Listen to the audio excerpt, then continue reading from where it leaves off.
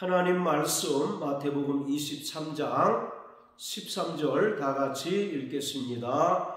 화 있을진저 외식하는 서기관들과 바리새인들이여, 너희는 천국문을 사람들 앞에서 닫고 너희도 들어가지 않고 들어가려 하는 자도 들어가지 못하게 하는도다. 아멘. 23장 1절부터 12절 말씀을 통해서 예수님께서는 바리새인과 서기관들의 언행 불일치, 그리고 종교적인 위선, 또 그들의 교만을 폭로하시면서 그들을 강하게 책망하셨습니다. 그러면서 13절부터 29절을 통해서 이러한 바리새인들과 서기관들을 향하여 화 있을진저 외식하는 서기관들과 바리새인들이여 라고 7번 반복하시면서 이들을 향하여 저주를 선언하셨습니다. 이것을 예수님의 칠화선언이라고 말합니다. 이것은 마태복음 5장에서 예수님께서 하셨던 팔복선언과 정반대의 개념입니다. 마태복음 5장에서 예수님께서 팔복을 선언하셨는데, 이러한 팔복 선언은 하나님의 백성들과 이 땅에서 오직 하나님의 은혜만을 의지하고 하나님 말씀을 순종하는 자들에게 하나님께서 하늘에 속한 신령한 복을 선언하신 것입니다. 반면에 23장에 나오는 칠화 선언은 바리새인과 서기관들로 대표되는 하나님을 대적하고 하나님의 은혜를 의지하지 않고 오히려 자신의 육체의 공력과 육체의 의를 과시하고 이 땅에서 쌓아놓은 육체의 업적을 자랑하는 이들에게, 그리고 하나님 말씀에 철저히 불순종하는 자들에게 하나님께서 저주와 또 심판을 선언하신 것입니다. 신명기 30장 19절을 보면, 내가 오늘날 천지를 불러서 너희 앞에 생명과 복과 사망과 저주를 두었은즉 너와 내 자손이 살기 위하여 생명을 택하라고 말씀하셨습니다. 하나님께서 인간에게 명하신 최고의 복은 하나님의 생명, 곧 영생입니다. 그러기에 하나님의 은혜를 의지하고 또 하나님 말씀에 순종하는 자들에게는 하나님께서 명하신 영생의 복을 소유할 수 있습니다. 반면에 하나님 말씀을 의지하지 않고 또 하나님의 은혜를 배은망덕한 것으로 여기고 그 말씀에 순종하지 않는 자들에게 하나님께서는 저주를 명하시는데, 하나님께서 이러한 자들에게 명하신 저주는 사망, 즉 영원한 사망입니다. 그러기에 예수님의 은혜를 믿음으로 말미암아 구원받고 또 이미 임한 천국을 소유한 천국 백성인 성도들은 이 땅에서 오직 주의 말씀을 의지하고 또 하나님 은혜를 의지하며 하나님 말씀을 철저히 순종하는 삶을 살아내야 합니다.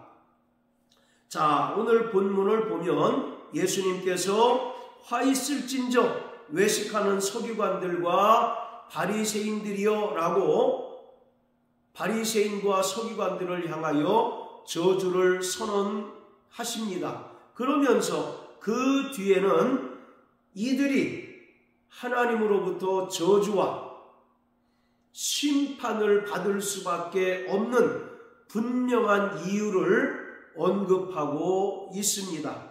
여기서 화라고 하는 말은 헬라어로 우아이라고 하는데, 이것이 구약에서는 죽은 자를 애도하고 또 죽은 자에 대하여 슬픔을 표현하는 것으로 사용되었습니다. 오호라, 또 슬프다라고 하는 표현으로 이 말이 사용되었습니다.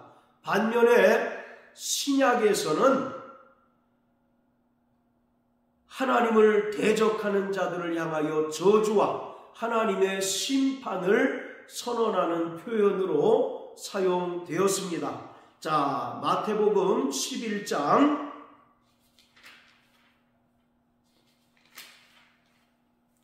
20절 21절입니다. 예수께서 권능을 가장 많이 베푸신 고을들이 회개치 아니하므로 그때에 책망하시되 화가 있을진저 고라시나 화가 있을진저 벳세다야 너희에게서 행한 모든 권능을 두로와 시돈에서 행하였다면 저희가 벌써 베옷을 입고 제에 앉아 회개하였으리라. 예수님께서 가장 많은 권능을 행하신 고라신과 벳세다 지역의 사람들이 도무지 회개치 않고 또 예수님을 메시아로 인정하거나 믿지 아니하므로 예수님께서 이 지역에 대하여 저주를 선언하셨고 이들에게 하나님의 심판이 임하게 될 것을 말씀하신 것입니다. 자, 이처럼 화 있을진저라고 하는 말은 신약에서는 하나님의 저주와 하나님의 심판을 선언하신 것입니다. 그리고 예수님께서는 서기관들과 바리새인들에게 외식하는 자들이라고 말씀합니다.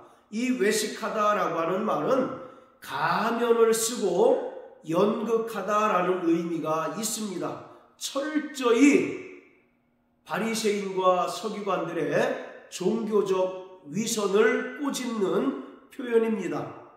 자, 23장 5절을 보면 저들은 모든 행위를 사람에게 보이고자 하여 그 차는 경문을 넓게 하고 또 옷수를 크게 하였다라고 말합니다. 바리새인들과 서기관들은 다른 유대인들에게 자신들은 더욱더 철저히 율법을 신봉하고 또 율법을 잘 지키며 하나님을 누구보다 잘 섬기고 또 사랑하는 자라는 것을 다른 사람들에게 보이기를 애쓰는 자였다는 것입니다. 그들은 누구보다 기도에 힘쓰고 또 구제에 힘쓰고 금식하기를 힘썼습니다. 바로 기도와 구제와 금식은 유대인들이 하나님의 백성으로서 경건과 거룩한 삶을 유지하는 요소인데 바리새인과 서기관들은 누구보다도 기도와 구제와 금식의 열심인 자들이었습니다. 그런데 이들은 이러한 자신들의 경건한 모습 또 의로운 모습을 자꾸 다른 사람에게 과시하고 나타냄으로써 다른 사람으로부터 칭찬을 받고 다른 사람들로부터 상받기를 원했습니다. 그래서 예수님께서는 저들은 이미 자기 상을 받았다라고 말씀하고 있습니다. 여기서 자기 상을 이미 받았다는 것은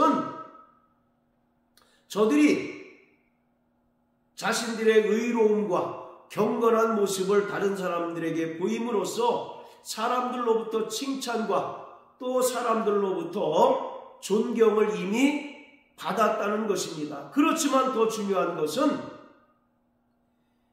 하나님께서 주시는 그 영원한 상을 놓치게 되었다는 것을 말씀하고 있습니다. 그래서 예수님께서 마태복음 5장 20절에서 너희 의가 서기관들과 바리새인들보다 결단코 낫지 못하면 천국에 들어갈 수 없다고 말씀하셨습니다.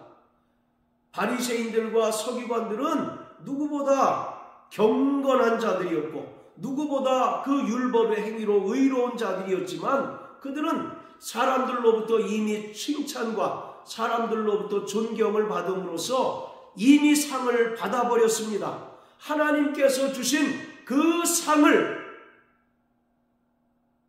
놓치고 말았다는 것을 분명히 말씀합니다. 그러기에 너희 의가 바리새인들과 서기관들보다 더 낫지 못하면 천국에 들어갈 수 없다고 말씀하신 것입니다.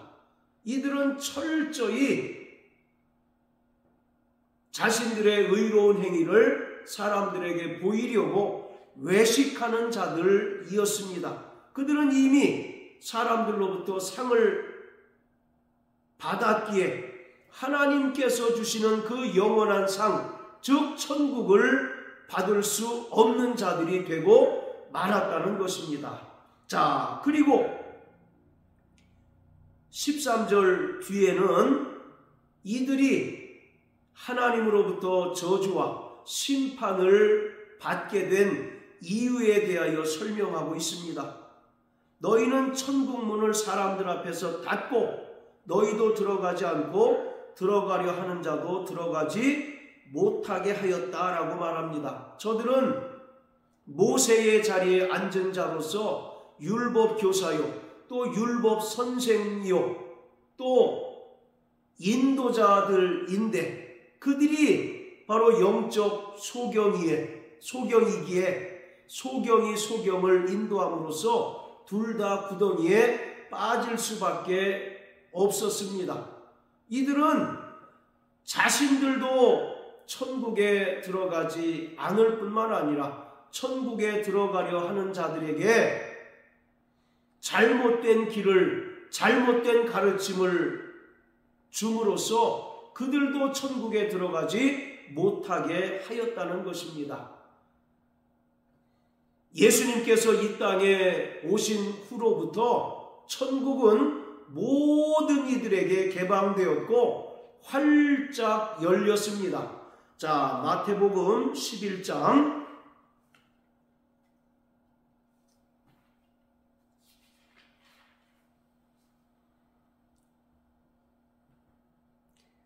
자, 12절입니다. 침례 요한의 때부터 지금까지 천국은 침노를 당하나니 침노하는 자는 빼앗느니라. 바로 요한 때부터 천국이 활짝 열렸고 또 하나님께서는 천국을 침노하는 자들에게 천국을 빼앗겨 주시겠다고 말씀하셨습니다. 즉 누구든지 예수님께서 전하신 복음을 듣고 돌이켜 회개하여 죄사함 받는 자들은 구원함을 얻고 또 천국을 소유하게 되리라고 말씀하고 있습니다. 마태복음 3장과 마태복음 4장에 보면 요한과 예수님은 회개하라, 천국이 가까웠다라고 선언하셨습니다. 이처럼 천국은 누구에게나 개방이 되었기에 복음을 듣고 돌이켜 회개하면 구원을 얻을 뿐만 아니라 천국을 소유할 수 있습니다. 그런데 서기관들과 바리새인들은 이스라엘 백성을 잘못된 길로 인도하고 잘못된 가르침을 통하여 천국에 들어가는 길을 가로막고 또 원천 봉쇄하였습니다. 자, 또 요한계시록 3장을 다 같이 보시겠습니다. 요한계시록 3장 7절 8절입니다. 빌라델피아 교회의 사자에게 편지하기를 거룩하고 진실하사 다윗의 열쇠를 가지시니 곧 열면 닫을 사람이 없고 닫으면 열 사람이 없는 그이가 가라사대 볼지어다 내가 내 앞에 열린 문을 두었으되 능히 닫을 사람이 없으리라. 내가 내 행위를 아노니 내가 적은 능력을 가지고도 내 말을 지키며 내 이름을 배반치 아니하였도다. 7절에 보면 진실하사 다윗의 열쇠를 가지시니 곧 열면 닫을 사람이 없고 닫으면 열 사람이 없는 그 이가 가라사대. 바로 다윗의 열쇠를 가지신 이는 예수 그리스도이십니다. 그리고 8절에 보면 내가 내 앞에 열린 문을 두었다라고 말씀합니다. 이처럼 예수 그리스도의 때부터 천국은 모든 이에게 개방되었고 활짝 열려 있습니다.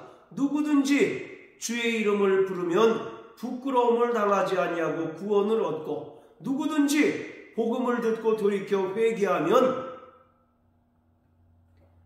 천국을 소유할 수 있습니다. 그래서 지금은 은혜 받을 만한 때요, 바로 지금은 구원의 때입니다.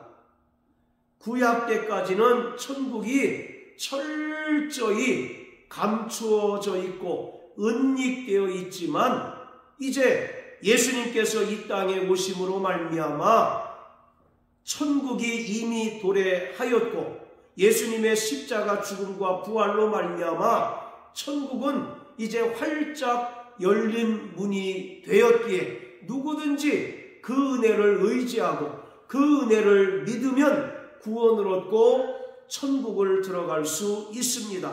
그렇지만 서기관들과 바리새인들은 은혜를 믿음으로 말미암아 구원 얻고 천국 가는 길을 그들도 알지 못하고 그것을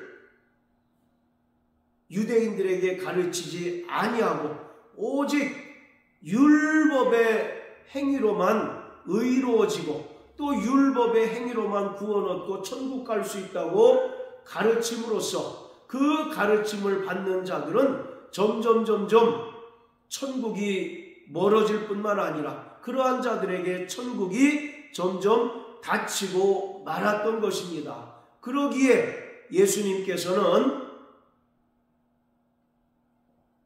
소경된 인도자로서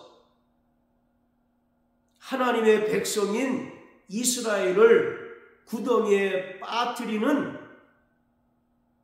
바리새인과 서기관들을 향하여 저주하시고 또 하나님의 심판을 선언하신 것입니다. 사랑하는 성도 여러분, 우리는 이미 임한 천국을 소유한 자요, 또 예수님께서 영광 중에 강림하심으로써 최종적으로 완성될 천국을 소망하는 자들입니다. 그러기에 이미 임한 천국을 소유한 자들은 철저히 하나님의 은혜만 의지하고 그분의 말씀에 순종하는 삶을 살아가야 합니다. 그것을 사도 바울은 성화의 삶이라고 말하고 있습니다. 그래서 두렵고 떨림으로 너희 구원을 이루라고 바울은 우리에게 권면하고 있습니다. 사랑하는 성도 여러분, 일평생 오직 주님의 은혜만을 의지하는 자 되시길 주의 이름으로 축복합니다. 그리고 철저히 주의 말씀에 순종하는 삶을 살아내는 저와 여러분들 되시길 예수님 이름으로 축복합니다. 자, 히브리서 12장 28절을 읽고 마치겠습니다. 그러므로 우리가 진동치 못할 나라를 받았은즉 은혜를 받자 이로 말미암아 경건함과 두려움으로 하나님을 기쁘시게 섬길지니. 우리는 진동치 못할 나라를 받았다라고 말합니다. 여기서 진동치 못할 나라는 멸망하지 않는 나라라는 뜻입니다. 이 세상에 역사 이래로 세계를 호령하는 대제국이 있었지만 한결같이 멸망하였습니다. 그리고 지금 이 세상에 존재하는 대제국들 역시 언젠가는 멸망하고 패망하게 될 것입니다. 그러나 천국 곧 하나님의 나라는 진동치 못할 나라로서 영원히 굳게 서는 나라입니다. 그 나라를 구원받은 성도들은 이미 받았습니다. 그러기에 우리는 날마다 그 은혜를 받는 자 되어야 합니다. 여기서 은혜를 받다라고 하는 것은 은혜를 붙잡으라 하는 것입니다. 은혜를 의지하라는 것입니다. 바리새인과 서기관들이 왜 구원에 실패했습니까? 그들은 자신의 육체의 의를 과신하고 육체의 의를